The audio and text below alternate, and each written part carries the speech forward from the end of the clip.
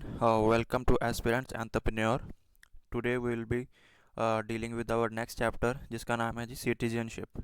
Okay. सो citizenship से शुरू करने से पहले हम देखते हैं कि किसी भी मॉडर्न स्टेट में दो तरह के, अगर हम देखें तो स्टेट में दो तरह के लोग रहते हैं. एक होते हैं सिटीजन्स और एक होते हैं एलियंस. ओके. इनको क्या है, इनको फुल सिविल एंड पोलिटिकल, सारे की सारी full civil and political rights मिलते हैं. इनको सिविल एंड पॉलिटिकल राइट्स सारे के सारे मिलते हैं इनको. और जो एलियंस हैं इनको थोड़े कम मिलते हैं. ओके. इसमें भी दो कैटेगरीज होती हैं. कुछ हमारे फ्रेंडली एलियंस होते हैं और कुछ होते हैं एनिमी एलियंस. एनिमी वाले कौन से होते हैं? जिससे हमारी लड़ाई चल रही है, जैसे पाकिस्तान वगैरह होता है. ओके. और इनके जो, हाँ, इनके जो लोग हैं इनको फर्दर बहुत कम राइट्स मिलते हैं. वैसे तो मिलती नहीं है, बहुत कम मिलती हैं. जैसे मतलब ये प्रोहिबिट ही होते हैं. जैसे जो आर्टिकल 22 भी है, protection against the arrest and conviction. So ये राइट, आर्टिकल 22 की ये राइट भी इनको अवेलेबल नहीं है. और जब हम फंडामेंटल राइट्स पे पढ़ेंगे आपको ना ये पांच आर्टिकल्स याद रखने हैं. आर्टिकल 15, 16, 19, 15, 16, 19, 29 और 30. और ये वाले आर्टिकल हैं, ये जो फंडामेंटल राइट्स हैं, ये सिर्फ और सिर्फ हमारे सिटीजन्स को ही दी गई हैं. ओके. हम अगर देखें कि कौन कौन सी राइट्स और प्रिविलेजेस हैं जो सिटीजन ओनली टू सिटीजन्स हैं और एट द सेम टाइम ये एलियंस को नहीं मिलती हैं. तो सबसे पहले जो आर्टिकल 15 है, जैसे कोई डिस्क्रिमिनेशन नहीं होगा on the basis of religion, race, caste, sex और प्लेस ऑफ बर्थ. ओके. इसमें याद रखना है कि इसमें रेजिडेंट्स की कंडीशन नहीं लिख रखी. ओके. उसके बाद आर्टिकल 16 आता है, equal right to equality of opportunity in public employment. ये नौकरियों में सभी को इक्वल अपॉर्चुनिटी देता है.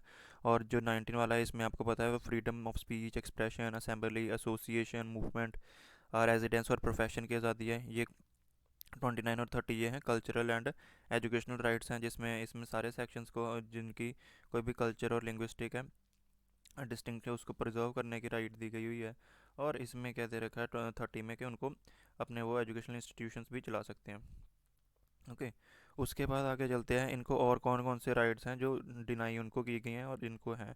इसमें आएंगे राइट टू वोट. जो राइट टू वोट है हमारी, वो भी लोकसभा में और लोकसभा का वाली हो जाएं या हमारी जो भी हैं एमएलएस की इलेक्शंस हैं, स्टेट असेंबलीज वाली. और ये सारी की सारी ये सिटीजन्स को हैं, नॉन सिटीजन्स को नहीं है. जो एलियंस हैं उनको नहीं है. ना ही जो है ये एमपी के लिए या उसके लिए राज्यसभा के जो भी मेंबर्स बनेंगे उसके लिए भी ये एलिजिबल नहीं होते हैं. ना ही ये प्रेसिडेंट या वाइस प्रेसिडेंट के लिए भी एलिजिबल नहीं है. उनके जो एनिमी एलियंस है. ओके. ना ये जजेस होंगे सुप्रीम कोर्ट, हाई कोर्ट के, ना ही गवर्नर्स, ना ही अटॉर्नी जनरल और ना ही एडवोकेट जनरल. सो ये सारी जो कॉन्स्टिट्यूशनल पोस्ट हैं, जजेस की, अटॉर्नी जनरल की और एडवोकेट जनरल की, है ना, ये सारी की सारी पोस्ट जो हैं ये सारी की सारी रिजर्व्ड हैं किनके लिए? जो सिटीजन्स ऑफ इंडिया हैं. ओके. उसके अलावा अगर सिटीजन्स की राइट्स हैं तो सिटीजन्स की ही कुछ ना कुछ ड्यूटीज़ भी हैं उनके साथ में. कहाँ पे मेंशन है ये? पार्ट 4 ए, आर्टिकल 51 ए. ओके. आपको ये भी याद रखना है. उसके बाद आपको हो जाता आता है कि इसके अलावा कि डिफरेंस क्या है यूएस में भी. एक छोटा सा आपको ये याद रखना है कि इंडिया वर्सेस यूएसए में क्या है. इंडिया में प्रेसिडेंट जो है वो एक नेचुरलाइज सिटीज़न भी बन सकता है. दो तरह के होते हैं ना, जैसे एक तो पैदा ही जो इंडिया में है वो तो बाय बर्थ हो गए, और एक नेचुरलाइज्ड हो गए. ओके. नेचुरलाइज्ड की कंडीशन है वो हम आगे पढ़ेंगे. ये दोनों ही बंदे प्रेसिडेंट बन सकते हैं इंडिया में. उनके while in USA only and only अगर आपका बर्थ हुआ हुआ है यूएस में, तभी आप एलिजिबल हैं प्रेसिडेंट के ऑफिस के लिए. ओके. अंडरस्टूड.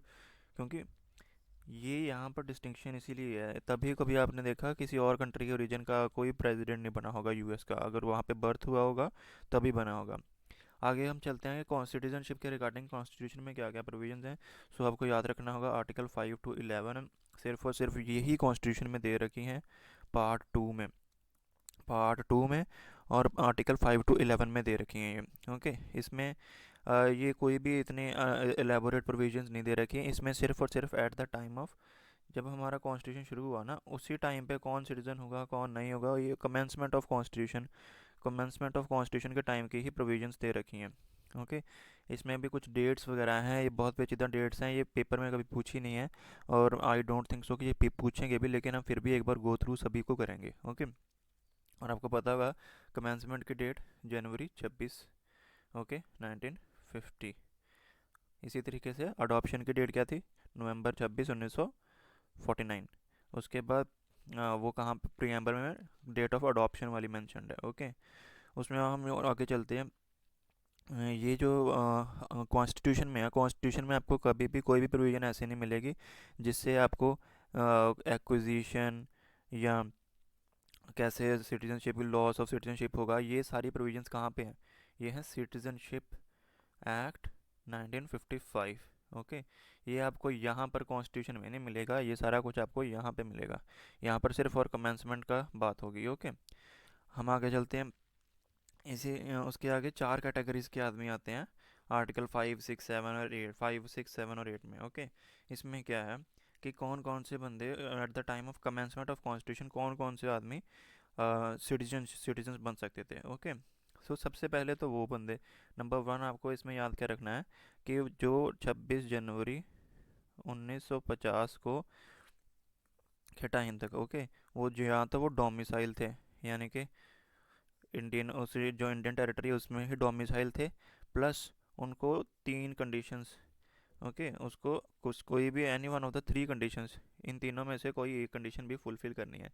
कौन सी थ्री कंडीशंस, या तो वो खुद यहाँ पे पैदा हुआ हो, या उनके पेरेंट्स यहाँ पे पैदा हुए हों, और या पिछले 5 सालों से वो रेजिडेंट हो इंडिया के टेरिटरी में। ओके। यहाँ तो वो पिछले 5 साल से रेजिडेंट हो। सो अगर तीनों में से कोई एक कंडीशन ये फुलफिल हो जाती है, और या फिर और साथ में वो एक डोमिसाइल हो, तो वो माना जाएगा कि वो सिटीजन है।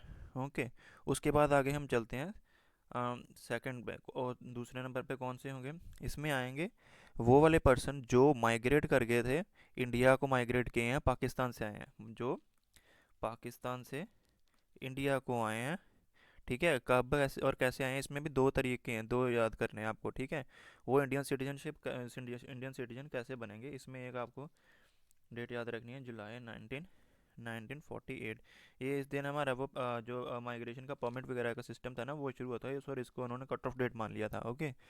सो अगर तो इसके पहले आए हैं, अगर तो इसके दो केसेस हैं, अगर तो इसके पहले आए हैं और अगर इसके बाद आए हैं।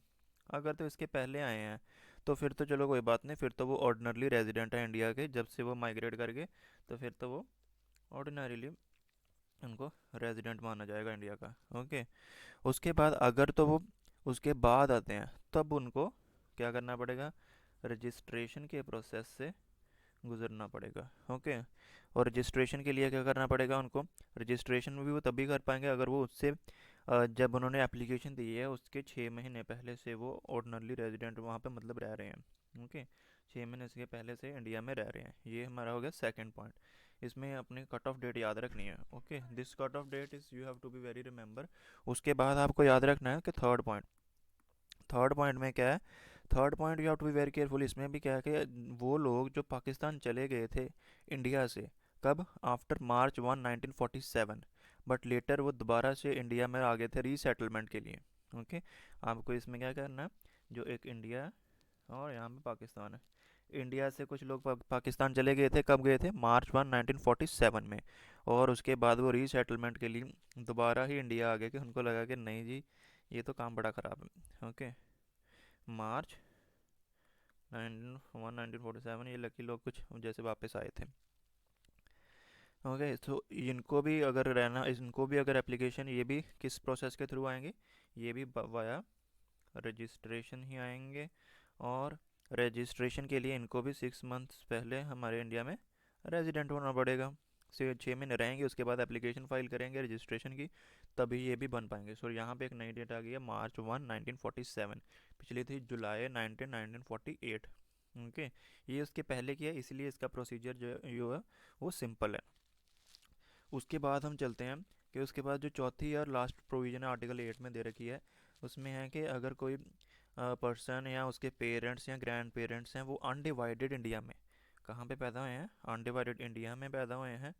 ओके। अनडिवाइडेड इंडिया में पैदा हुए हैं, पर अभी अभी कहाँ पे हैं, लेकिन अभी वो out of India ordinary resident हैं, बाहर रह रहे हैं, वो भी इंडियन सिटीजन बन सकते हैं, लेकिन उनको भी रजिस्टर करवाना पड़ेगा कहाँ पे, जो हमारी कौन डिप्लोमेटिक या कौंसलर रिप्रेजेंटेटिव होंगे ना उस कंट्री में जहाँ पे वो अभी रह रहा है, उनके साथ उसको रजिस्टर करवाना पड़ेगा, तभी वो हमारे इंडिया की सिटीजनशिप ले सकते हैं।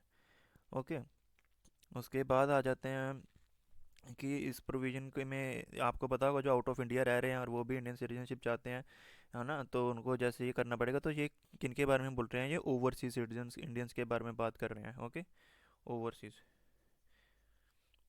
इसके बारे में हम आगे बाद में बात करेंगे, इससे रिलेटेड सा कॉन्सेप्ट भी है ओसीआई का। ओके।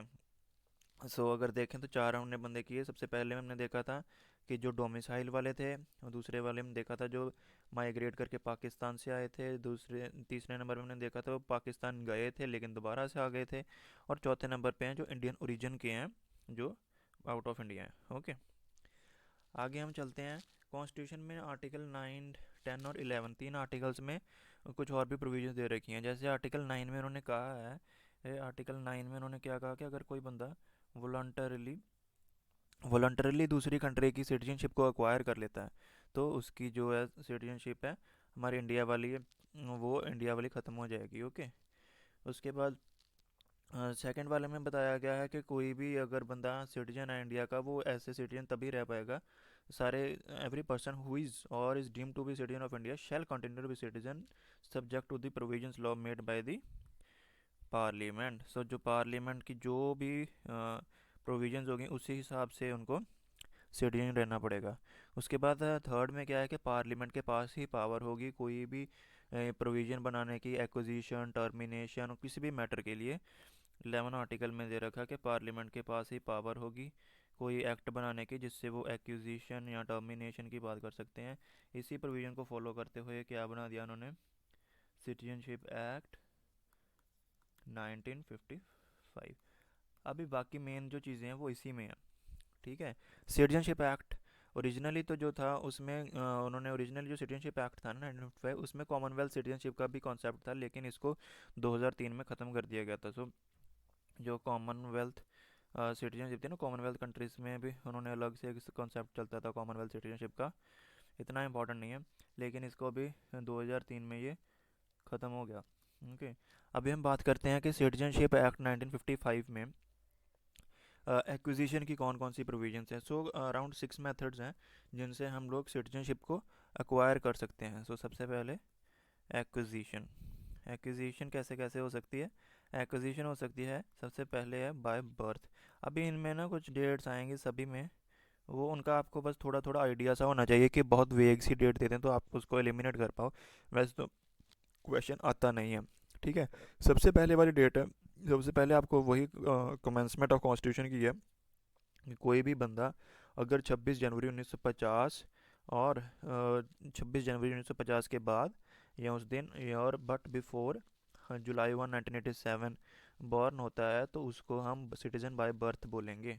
सो सबसे पहली डेट आपको याद रखनी है जनवरी, ये तो आपको पक्की सी याद है, और इसको जाना है आपको 1987 जुलाई तक। ओके। जुलाई 1 है यहाँ पे। ठीक है। परमिट वाली डेट नहीं है, परमिट वाली कॉन्स्टिट्यूशन में है, सिटीजनशिप वाले एक्ट में नहीं है। ओके। उसके बाद हम चलते हैं, ये तो सीधा ही हो जाएगा सिटीजन बाय बर्थ, इसको हम मानते हैं। उसके बाद अगली डेट आती है कि जो बंदा जुलाई 1 1987 से 1987 के बाद बॉर्न हुआ है उसके एक पेरेंट्स सिटीजन होने चाहिए। ठीक है। At the time of his birth only if either his parents the citizen of India at the time of his birth. So हम आगे आगे चलते हैं। जुलाई 1987 के बाद वाले जो भी होंगे उनका एक ईदर ऑफ हिज पेरेंट्स, दोनों में से कोई एक पेरेंट उनका इंडियन सिटीजन होना चाहिए। उसके बाद हम देखते हैं कि जो बॉर्न हुए हैं दिसंबर 3, 2004 के बाद। ओके। उसमें क्या है कि उनके दोनों पेरेंट्स बोथ पेरेंट्स सिटीजन होने चाहिए, और उनमें से एक इलीगल इमिग्रेंट नहीं होना चाहिए, इलीगल माइग्रेंट नहीं होना चाहिए, उनके बर्थ के टाइम पे नहीं होना चाहिए। ओके। सॉरी, इलीगल माइग्रेंट नहीं होना चाहिए उनमें से एक पेरेंट। ओके। सॉरी। उसके बाद जो बच्चे हैं उनके फॉरेन डिप्लोमेट्स के इंडिया में पोस्टेड हैं या एनिमी एलियंस हैं, वो इंडियन सिटीजनशिप बिल्कुल नहीं एक्वायर कर सकते। कौन कौन? डिप्लोमेट्स और एनिमी एलियंस तो बिल्कुल नहीं कर सकते। ओके, इनके बच्चे जो हैं उनको सिटीजनशिप नहीं मिली जाएगी। ओके, उसके बाद आगे चलते हैं हम। सेकंड पॉइंट है बाय डिसेंट। डिसेंट में भी कुछ डेट्स आपको याद करनी है। सबसे पहले तो आपको यही ध्यान रखना है, तो ये उनके लिए है जो आउटसाइड इंडिया बॉर्न हुए हैं। बॉर्न आउटसाइड इंडिया, वो पहला वाला तो बर्थ इन इंडिया में था ना, ये बॉर्न आउटसाइड इंडिया के लिए डिसेंट। ओके, ये भी बॉर्न आउटसाइड इंडिया ऑन और आफ्टर कब? 26 जनवरी 1950। ये उनके लिए सबसे पहले तो बाय डिसेंट का मतलब क्या है, ये उनके लिए। ओके, उसके बाद हम चलते हैं कि इसमें भी कुछ आगे तरीके आएंगे। सबसे पहले तो यही 26 जनवरी 1950 और 10 दिसंबर, यहाँ पे 10 दिसंबर है। इसमें क्या है, तभी वो डिसेंट से माना जाएगा अगर उसके फादर सिटीजन है at the time of his birth. Okay, so यहाँ पे कुछ पेट्रियार्की का एंगल आएगा। सबसे पहले कि 1950 से लेके 10 दिसंबर 1992, यहाँ पर क्या है कि सिटीजनशिप उसके अगर फादर सिटीजन हो तभी उसको बाय डिसेंट हम मानते हैं। उसके बाद आगे चलते हैं कि जो बंदा 10 दिसंबर के बाद इंडिया में बॉर्न आउटसाइड इंडिया बॉर्न हुआ है, हाँ, वो उसको तभी हम सिटीजन ऑफ इंडिया मानेंगे अगर उसके ईदर ऑफ हिज पेरेंट्स, उनमें से एक पेरेंट जो सिटीजन ऑफ इंडिया हो। ठीक है, जो 1992 दिसंबर 10 1992 के बाद में है, उनमें से अगर एक पेरेंट आइदर सेकंड, उसमें भी आइदर ही था ना, सेकंड वाले केस में हमेशा आइदर ही है। और उसके बाद जो दिसंबर 3 2004 वाले हैं, उनमें से उनको तभी मानेंगे जब तक वो किसी भी इंडियन कॉन्सुलेट में जब भी बर्थ होगा उसके 1 साल के अंदर अंदर अपने आप को रजिस्टर नहीं करवाते उधर इंडियन कॉन्सुलेट के साथ। ओके, सो दिसंबर 2004। यहाँ पर क्या है कि सिटीजन कौन होगा? सिटीजन इसमें वही होगा जो बर्थ के जिसके उसके पेरेंट्स जो हैं बर्थ के 1 साल के भीतर भीतर उसको रजिस्टर करवाएं। कहाँ पे? इंडियन कॉन्सुलेट पे, जिस कंट्री में वो अभी फ़िलहाल रह रहा है। ओके, उसके बाद पेरेंट्स से वो अंडरटेकिंग भी साथ में लगवाएंगे कि अगर अभी ये माइनर चाइल्ड है और इसके पास किसी और कंट्री का पासपोर्ट नहीं है। ओके, फर्दर अगर कोई माइनर है, सिटीजन ऑफ इंडिया है, बाय वर्च ऑफ डिसेंट है वो, ठीक है, और वो सिटीजन दूसरी कंट्री का भी है, वो ऑटोमेटिकली ही इंडियन सिटीजनशिप से मतलब उसको वो नहीं मिलेगी, उसका रुक जाएगा कि वो इंडियन सिटीजन नहीं है। ओके, उसको ये हमारी नेशनैलिटी छोड़नी पड़ेगी जब वो 18 साल का हो जाएगा, फुल एज की अटेन हो जाएगी। ओके, उसके बाद आती है ये हमारा थर्ड थिंग जिससे हम अक्वायर कर सकते हैं, that is by registration. Registration में भी आपको पता होगा इसमें भी यही सबसे ज़्यादा मतलब आजकल यूटिलाइज होता है। इसमें है ना सेंट्रल गवर्नमेंट ने कुछ डेट्स वगैरह यहाँ पर मेंशन की हैं कि एप्लीकेशन देनी पड़ेगी और रजिस्टर करना पड़ेगा, और ये कंडीशंस हैं, इनमें से कोई ना एक एक यदि फुलफ़िल करनी पड़ेगी तभी आप रजिस्ट्रेशन के रहें, क्योंकि अभी सबसे ज़्यादा यही यूज़ होता है रजिस्ट्रेशन का। ठीक है, सो इसमें क्या है, अगर तो आप पर्सन है इंडियन ओरिजिन के, PIO है, okay, person of Indian origin है, और आप 7 साल ऑर्डिनरी रेजिडेंट हैं इंडिया में पिछले 7 साल से, आप पर्सन ऑफ इंडियन ओरिजिन है और आप पिछले 7 साल से इंडिया में ही रह रहे हैं, तो आप एलिजिबल हैं, बाय रजिस्ट्रेशन आप कर सकते हैं। ओके, उसके बाद क्या है कि आप इंडियन ओरिजिन के पर्सन हैं और आप ऑर्डिनरी रेजिडेंट हैं किसी और कंट्री में जो कि अनडिवाइडेड इंडिया का पार्ट था। ओके, जो अनडिवाइडेड इंडिया का पार्ट था ना, अगर आप उसमें ही कहीं पे रह रहे हैं तब भी आप एलिजिबल हो। Okay, person who is ordinary reason who is ordinary resident in any country or place outside undivided India. Okay, sorry, outside undivided India में उसके बाहर अगर का कोई बंदा है तो उसको भी रजिस्ट्रेशन कराएं, क्योंकि हमें हमेशा ही पाकिस्तान और बांग्लादेश को अवॉइड करना है, उनके बंदे नहीं हमको लेके आने हैं। इसलिए यही दिमाग था उनके कि जो आउटसाइड अनडिवाइडेड इंडिया है वो भी आ सकते हैं। ओके, अ पर्सन, इसमें वो वाले लोग आते हैं जैसे फिजी वगैरह में, यहाँ जहाँ पे हमारे इंडियन ओरिजिन के लोग काफ़ी सेटल्ड हैं। ओके, उसके बाद आ जाते हैं कि पर्सन जो मैरिड है इंडियन सिटीज़न के साथ और हमारे इंडिया में रह रहा है लास्ट 7 ईयर से, और ठीक है, लास्ट 7 ईयर से हमारे इंडिया में रह रहा है, वो भी एलिजिबल है रजिस्ट्रेशन के टाइम। ओके, उसके बाद जो माइनर है, आपको पता होगा, एक तो मैरिज वाली आपको बता दी है, मैरिज +7 ईयर्स, उसके बाद उनके माइनर चाइल्ड हैं वो भी होंगे। उसके बाद आते हैं जो जिनके पेरेंट्स हैं, जैसे जो रजिस्ट्रेशन के रास्ते ये सिटीजन्स बने हैं, उनके जो बच्चे हैं वो भी ऐसे ही होंगे। ठीक है। अ, उसके बाद आ जाते हैं कि वो सारे इधर ऑफिस पे, उसके बाद पर्सन। हाँ, इसके बाद लास्ट वाले आते हैं कि वो वाले पर्सन्स हु आर, जिनके एक पेरेंट या अर्लियर सिटीजन थे इंडिपेंडेंट इंडिया के, और अभी वो इंडिया में ही रह रहे हैं पिछले 12 मंथ से। ठीक है। वो भी एलिजिबल हैं इसके लिए, रजिस्ट्रेशन के लिए। कौन से? जिनका कोई एक पेरेंट, वन पेरेंट है, दोनों में से कोई एक पेरेंट है जो इंडिपेंडेंट इंडिया का सिटीजन रहा है, वो भी एलिजिबल है। ओके। और पिछले 12 मंथ से इंडिया में ही रह रहा है। उसके बाद लास्ट पॉइंट है कि वो बंदे जो OCI कार्ड होल्डर हैं पिछले 5 सालों से, और वो पिछले 12 महीने से रह रहे हैं, वो भी ले सकते हैं। OCI कार्ड कितने दिनों के लिए है उनके पास? पिछले 5 सालों से वो OCI कार्ड होल्डर हैं और पिछले 12 मंथ से वो इंडिया में ही रह रहे हैं, तो वो भी एलिजिबल हैं। ओके। उसके बाद हम आगे चलते हैं। पर्सन इंडियन ओरिजिन का कौन सा होगा? जो अनडिवाइडेड इंडिया में बॉर्न हुआ था और किसी भी ऐसी टेरिटरी में जो इंडिया का पार्ट बनी है आफ्टर अगस्त 1947। सो कौन से बंदे हैं? यहाँ तो अनडिवाइडेड इंडिया वाले बंदे हैं, और यहाँ वो कौन से हैं जिस जो हमने टेरिटरीज अक्वायर की हैं अगस्त 1947 के बाद में, जैसे गोवा वगैरह। ओके। उनके आदमी भी सारे आ जाएंगे। गोवा वगैरह तो वैसे अनडिवाइडेड इंडिया के ही आ जाते हैं उसमें भी। ओके। ये सारी कैटेगरीज हैं। जब जो रजिस्ट्रेशन वाले हैं इनको जब सिटीजनशिप दी जाती है, तो मोस्ट इम्पोर्टेंटली इनको ओथ दिलाई जाती है कि इनकी सारी की सारी एलिजियंस जो है इंडियन कॉन्स्टिट्यूशन में है। ओके। उसके बाद चौथी कैटेगरी है जो है नेचुरलाइजेशन। जो मैंने आपको आगे बताया था कि नेचुरलाइज्ड सिटीजन्स जो हैं वो हमारे इंडिया में प्रेसिडेंट भी बन सकते हैं। This is very good example of वसुधैव कुटुंबकम। ओके। कि जो भी हमारे हैं हम उनको सभी को इक्वल रिस्पेक्ट देते हैं। हम जो भी हैं वैसे इंडियन सिटीजन भी बना लेते हैं, और उसके बाद हम उनको प्रेसिडेंट भी बना सकते हैं। ओके। तो सेंट्रल गवर्नमेंट है ऑन एन एप्लीकेशन एक सर्टिफिकेट ऑफ नेचुरलाइजेशन देती है किसी भी पर्सन को। ओके। कब देती है? अगर तो that he is not a subject और सिटीज़न ऑफ एनी कंट्री, जहाँ पे इंडियन सिटीजन्स को जैसे हमारी जो सेंट्रल गवर्नमेंट है। ओके। सेंट्रल गवर्नमेंट किन को नेचुरलाइज सिटीजन बनाएगी? उन्हीं कंट्री के लोगों को बनाएगी जो हमारे लोगों को भी रोकते नहीं है। ओके।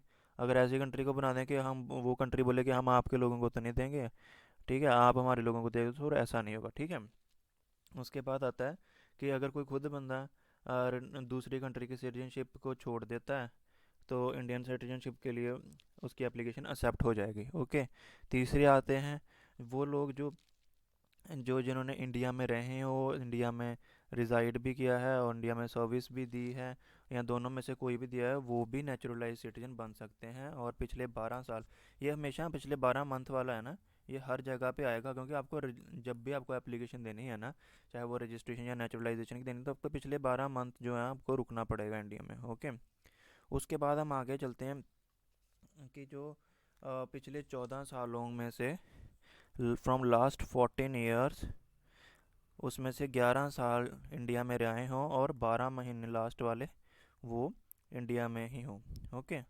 14 में से 11 साल और लास्ट वाले 12 मंथ्स ये यहाँ पे रहे हो, तो उनको भी सिटीजन मानते हैं। इसमें शायद सिटीजनशिप अमेंडमेंट एक्ट जो अभी हुआ था 2019 में, इसमें शायद उन्होंने इसको इस पीरियड को चेंज किया है शायद। आई थिंक इसको 7 किया था, लेकिन I am not very sure, इसको एक बार देख लेंगे। ओके।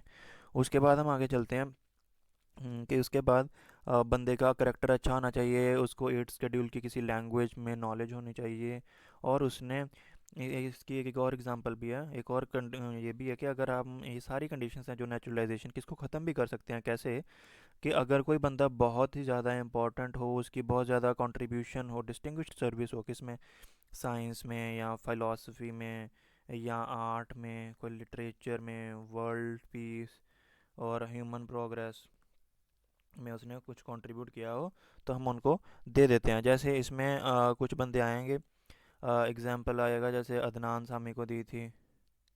ओके। सो ये इन्हीं के एग्जांपल हैं कि इनको दे रखे हैं क्योंकि उनकी कंट्रीब्यूशन थी, सो इसलिए उनको दे दिया। उसके बाद आगे चलते हैं कि bye incorporation of territory. Territory अगर कोई हम अक्वायर करते हैं तो उसमें क्या है कि इसमें भी कई बार ना बच्चे थोड़ा सा कर जाते हैं, कन्फ्यूजन लेके आते हैं इनकॉर्पोरेशन ऑफ टेरिटरी में, कि शायद जैसे हमने अक्वायर कर ली तो ऑटोमेटिकली बन जाए। तो ऑटोमेटिकली नहीं होता, इसमें गवर्नमेंट ऑफ इंडिया स्पेसिफाई करती है कि कौन कौन इसमें से होगा, इंडिया के सिटीजन कौन कौन से होंगे। जैसे हमने पौंडीचेरी को अक्वायर किया था, तो पौंडीचेरी के उसके बाद पौंडीचेरी को अक्वायर हमने 1954 में शायद फ्रेंच से ले लिया था। उसके बाद एडमिनिस्ट्रेशन वगैरह चलती रहा, तो 1962 में सिटीजनशिप पौंडीचेरी ऑर्डर आया था। 1962 में 1962 का ऑर्डर आया था इसका, उसमें स्पेसिफाई किया गया था इनमें से कौन कौन से इंडियन सिटीजन होंगे। ओके। और उसके बाद लास्ट में है असम अकॉर्ड।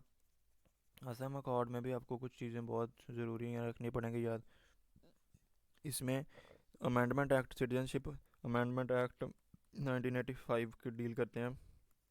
ओके। 1985 में कुछ स्पेशल प्रोविजंस दी गई थी असम को। ओके, क्योंकि यहाँ पर कुछ इशू था कि आफ्टर द 1971 वॉर के बाद कुछ डेमोग्राफिक चेंजेस हो रहे थे, तो उसको कर्ब करने के लिए इन्होंने इलीगल माइग्रेशन को रोकने के लिए सारा कुछ उसके लिए कि सिटीजनशिप में कुछ चेंजेस लाए गए थे। क्योंकि असम में ये बहुत स्टार्क स्टार्क एग्जांपल भी है और ये पॉलिटिकल इशू भी है। बहुत सारे डिस्ट्रिक्ट्स थे जो एक रिलीजियस कम्युनिटी के थे, वो दूसरी रिलीजियस कम्युनिटी के माइनॉरिटी मेजॉरिटी हो गए हैं, वाइस वर्सा हो गए थे। सो इसके लिए कुछ स्टेप्स उठाने थे, सो इसके लिए काफ़ी स्ट्रगल भी लड़ा असम के लोगों ने। ठीक है, इसीलिए अभी 2019 में बहुत प्रोटेस्ट हो रहे थे जब अलाउ कर दिया गया था एक कम्युनिटी को, दूसरी कम्युनिटी को अलाउ नहीं किया गया था। ओके।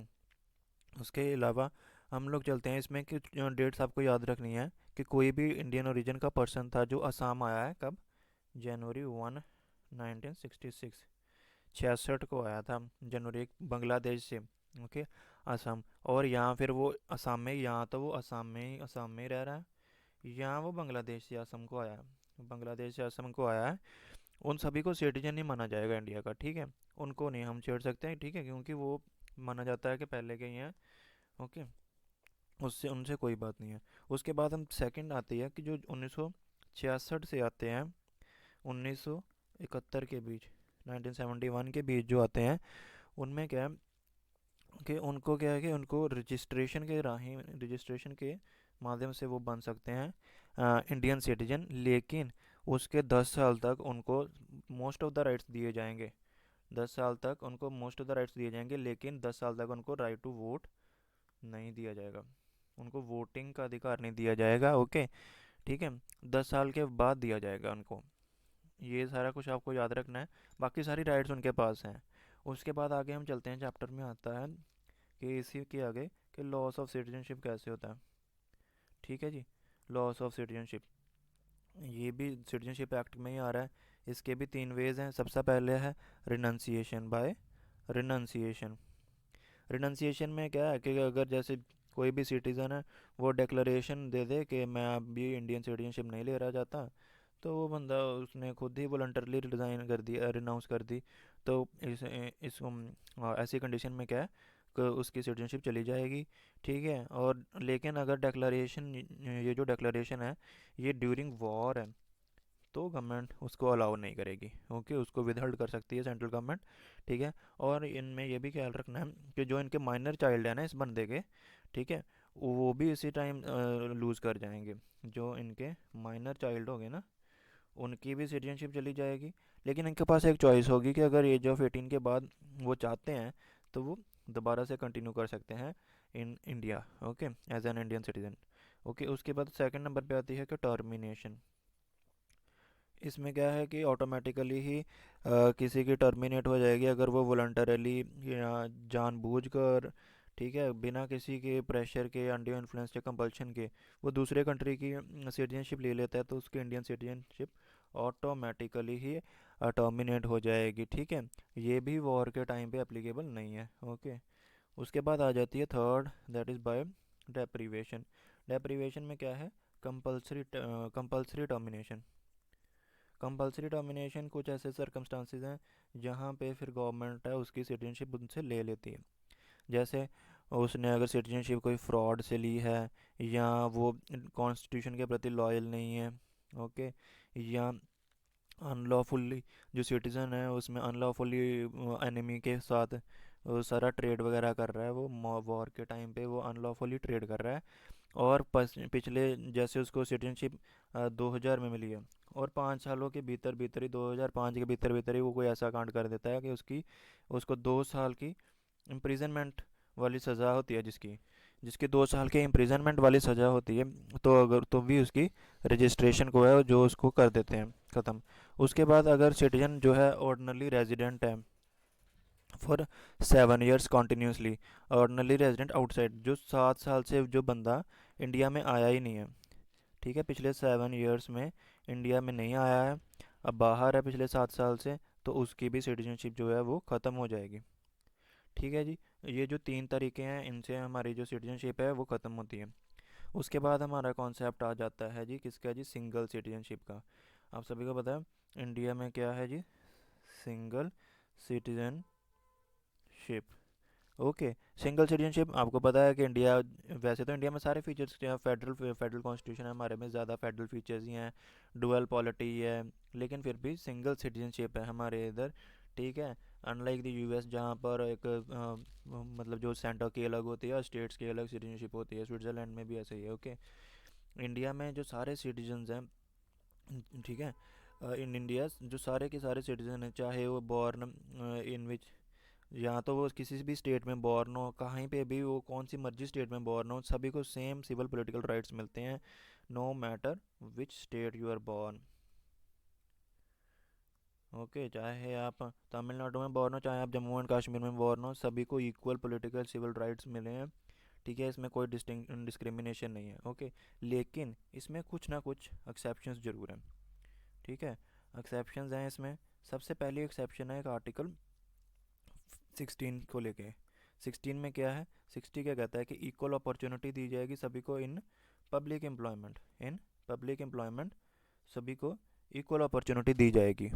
ठीक है, उसमें भी आपको पता होगा कि इसमें क्या है कि दी जाएगी सबको इक्वल अपॉर्चुनिटी, लेकिन इसमें जो पार्लियामेंट है ना, पार्लियामेंट पार्लियामेंट जो है रेजिडेंस को प्रिस्क्राइब कर सकती है, किसी भी स्टेट या यूनियन टेरिटरी में रेजिडेंस को एक कंडीशन कर सकती है कि अगर आपको एम्प्लॉयमेंट चाहिए तो आपको इस स्टेट में रेजिडेंस होना पड़ेगा। ठीक है, ऐसा ही एक लॉ बनाया था public employment requirement as resident act 1957, 1957 में बनाया गया था ऐसा ही लॉ एक। अभी तो ये रिपील हो चुका है। इस टाइम पे क्या था कि जो नॉन गेजेटेड पोस्ट थी ना, नॉन गेजेटेड पोस्ट थी जो, उसमें कहाँ पे, आंध्रा में और हिमाचल में, मणिपुर में, त्रिपुरा में, यहाँ पर अगर आपको गवर्नमेंट जॉब वगैरह लेनी थी तो आपको यहाँ का ही रेजिडेंट होना पड़ता था, लेकिन इसको बाद में एक्सपायर कर दिया था, लेकिन फिर भी अभी भी ये आंध्र प्रदेश और तेलंगाना में एप्लीकेबल है। ओके, सो यहाँ पर आपको आंध्र प्रदेश और तेलंगाना में ये अभी भी एप्लीकेबल है। और आपको यहाँ पे ये याद रखना है कि पार्लियामेंट के ही पास पावर है यहाँ पे पब्लिक एम्प्लॉयमेंट में, क्योंकि पब्लिक एम्प्लॉयमेंट में इन्हीं के पास पावर है। और इसी तरह की एक और एक्सेप्शन है आर्टिकल 15 की। आर्टिकल 15 की एक्सेप्शन क्या है कि ये भी प्रोहिबिट करते हैं डिस्क्रिमिनेशन अगेंस्ट एनी सिटीजन, किसकी ग्राउंड्स पे, रिलीजन, रेस, कास्ट, सेक्स और प्लेस ऑफ बर्थ पे करते हैं, लेकिन यहाँ पे रेजिडेंस वर्ड नहीं यूज़ हुआ है, आपको पता होगा, रेजिडेंस पे कर सकते हैं। ठीक है, तभी कि जो स्टेट है वो स्टेट्स जो प्रोवाइड कर सकती हैं स्पेशल बेनिफिट्स या प्रेफरेंस दे सकते हैं। ठीक है, कि जो भी जैसे अभी इन्होंने किया था दिल्ली में भी शायद ऐसा था कि जो उनके स्कूल्स यूनिवर्सिटीज़ वाले बच्चे थे उनकी फ़ीस शायद जो दिल्ली के रेजिडेंट थे उनकी कम की थी। ओके, सो ऐसे कुछ बेनिफिट्स स्टेट्स दे सकती हैं। ओके, कंसेशन दे सकती हैं एजुकेशन में अपने रेजिडेंट्स को। सो ये सारी चीज़ें हैं ये स्टेट्स दे सकती हैं, आर्टिकल 15 में स्टेट्स कर सकती हैं, और जो पब्लिक एम्प्लॉयमेंट वाला उसमें पार्लियामेंट ही करेगी। ओके, उसके बाद एक और फ्रीडम आर्टिकल 19 की बात करते हैं। आर्टिकल 19 में क्या है कि फ्रीडम ऑफ मूवमेंट है, लेकिन हम लोग शेड्यूल ट्राइब्स के एरियाज़ में नहीं ना जा सकते, क्योंकि उनका एक अपना कल्चर है, अपनी लैंग्वेज, कस्टम है। ठीक है, तो उसके अभी एक एक्सेप्शन है। एक 2019 तक आपको पता होगा एक्सेप्शन थी जम्मू एंड कश्मीर में। जम्मू एंड कश्मीर में क्या था कि जो आर्टिकल 35A था हमारे कॉन्स्टिट्यूशन का ना, इंडियन कॉन्स्टिट्यूशन का आर्टिकल है, ये आपको पता होगा। ओके, तो उसमें क्या था कि वो बताते थे कि आर्टिकल 35 जो हमारे ए था इंडिया का, इंडियन कॉन्स्टिट्यूशन का, उसमें बताया गया था कि इसमें क्या था कि कौन से जो परमानेंट रेजिडेंट हैं, परमानेंट रेजिडेंट के बारे में इसमें बताया गया था। परमानेंट रेजिडेंट हैं, इनके पास ही कुछ राइट्स थे, जैसे कि स्टेट गवर्नमेंट में भी इनके पास स्पेशल प्रिविलेजेस थे। उसके पास अगर कोई प्रॉपर्टी लेनी है तो भी यही ले पाएंगे, स्टेट में सेटल होना है या कोई स्कॉलरशिप वगैरह है, वो सभी में परमानेंट रेजिडेंट्स को एक पावर दी गई थी अब। ओके, उसके बाद आपको याद रखना पड़ेगा कि ये जो सारी प्रोविजंस हैं ये 35A के तहत आती हैं, और इसको कैसे लाया गया था, एक जो 1954 का ऑर्डर है जिसको अभी अबॉलिश किया गया था, 1954 का प्रेसिडेंशियल ऑर्डर है, इसके तहत इसको लेकर आए थे।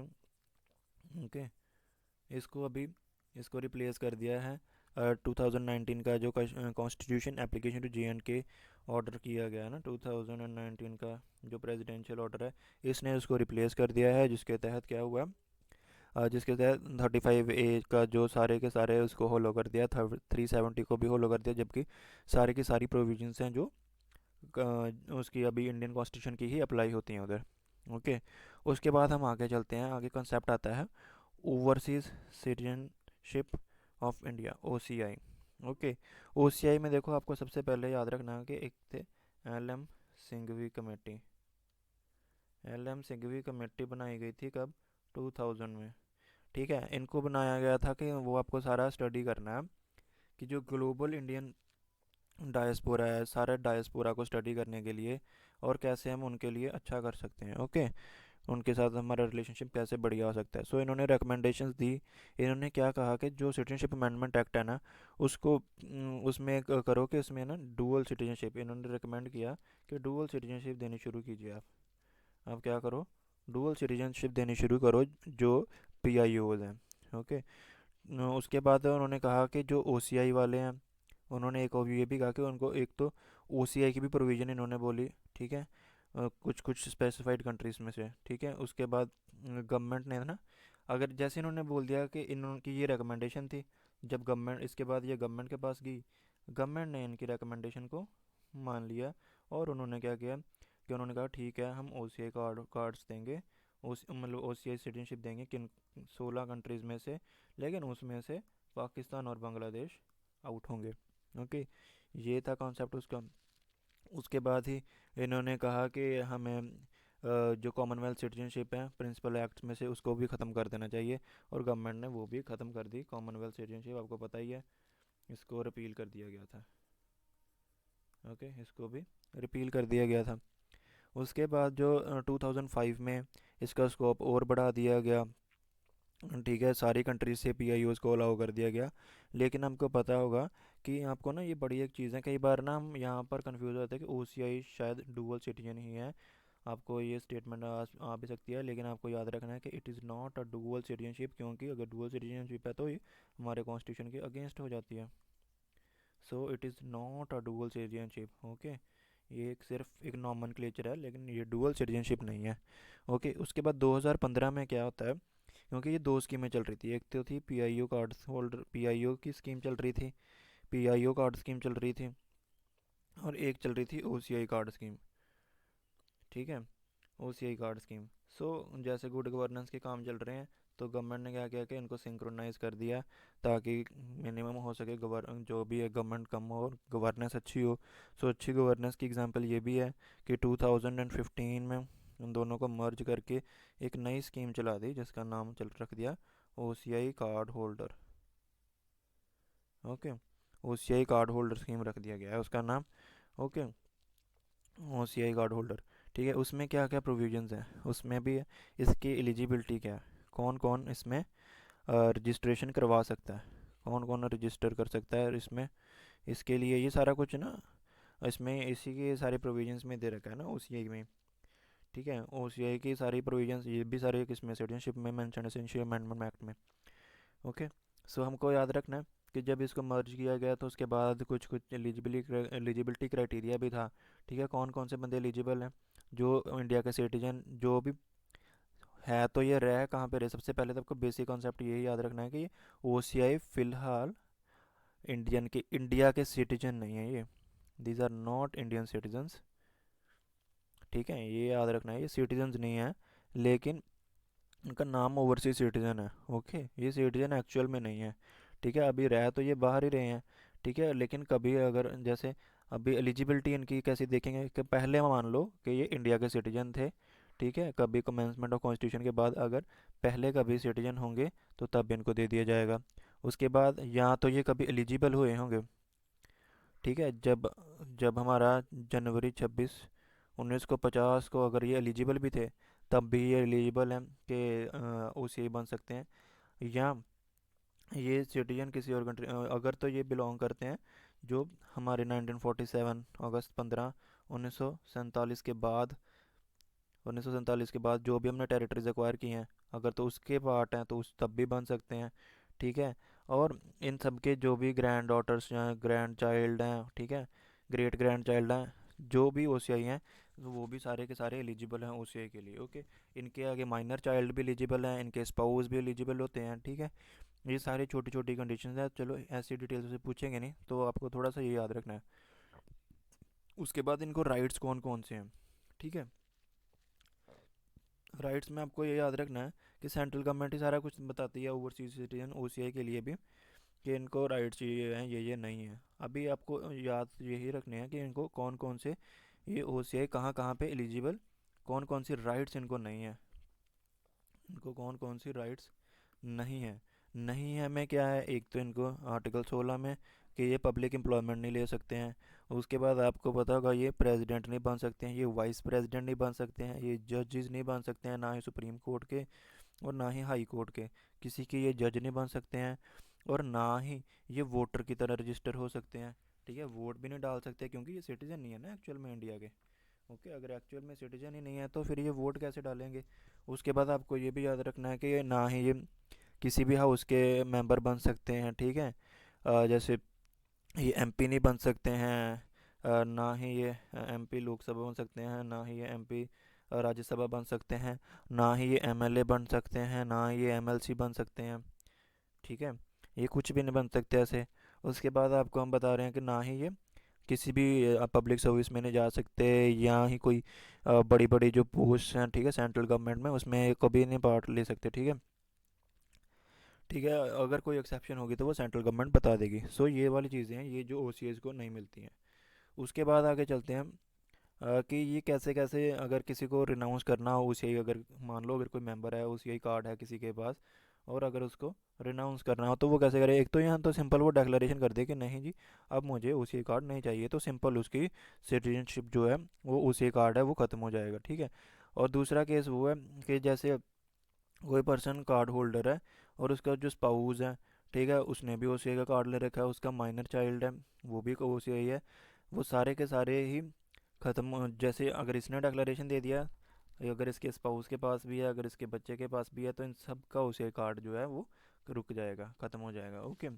उसके बाद आ जाता है कि हम इनकी कैंसिलेशन कैसे होती है कि अगर मान लो गवर्नमेंट ने कैंसिल ही करना हो, किसी को दे दिया हो कार्ड के, तो बंदा उसके लायक ना तो वो गवर्नमेंट उसको ख़त्म भी कर सकती है। कैसे, अगर किसी ने वही फ्रॉड या गलत फैक्ट्स के साथ ली हो, ठीक है, या उसकी भी कॉन्स्टिट्यूशन के प्रति वो डिसलॉयल हो, ठीक है, या उसे उसने कोई बातें जो कम्युनिकेट कर दिया हमारे एनिमी एलियन को, ठीक है।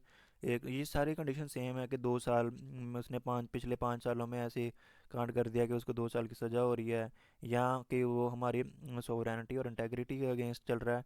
और एक और चीज़ है इसमें, एक चीज़ ये भी है कि अगर बस बंदे ने अगर किसी OCI कार्ड होल्डर की जो मैरिज थी, ठीक है, उसने जब उसकी मैरिज जो थी वो डिज़ोल्व कर दी है, ख़त्म हो गई है उसकी मैरिज, तो उसका OCI वाला कार्ड भी ख़त्म हो जाएगा।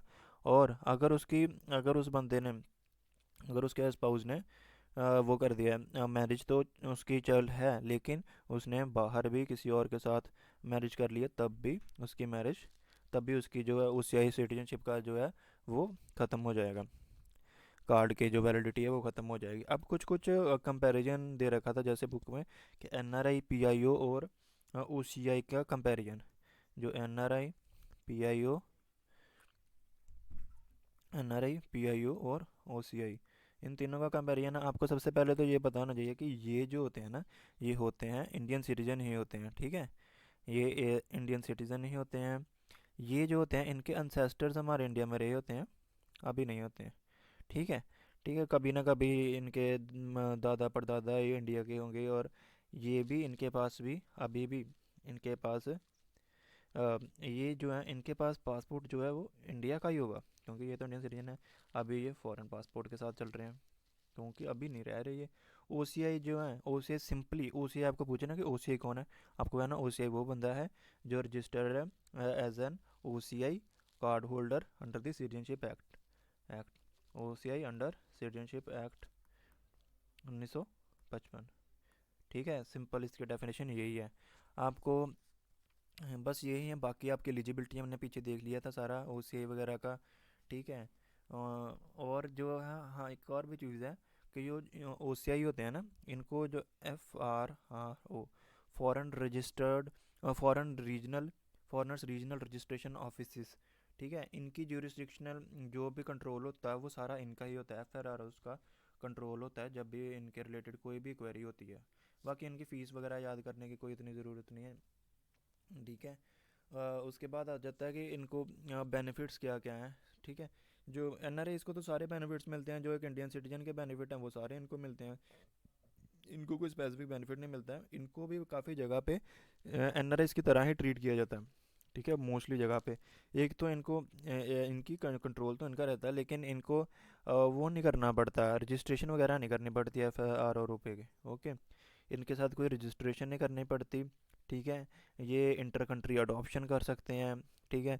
इनके पास देखिए, इनको हमेशा ही एनआरआईज़ के जैसे एनआरआईज़ के पास से डोमेस्टिकली कोई भी फ़्लाइट्स वगैरह हैं, कोई भी फेयर्स हैं, कुछ भी है, वो सारे जो चार्जेस हैं वो सारे के सारे जितने एनआरआईज़ पे होते हैं उतने ही इनसे होते हैं। ओके। उसके बाद ये doctors, dentist, nurse, pharma, advocate, architects, ये सारे कुछ चीज़ें ये यहाँ पर ही कर सकते हैं। पीएमटी वगैरह के लिए भी अपीयर हो सकते हैं।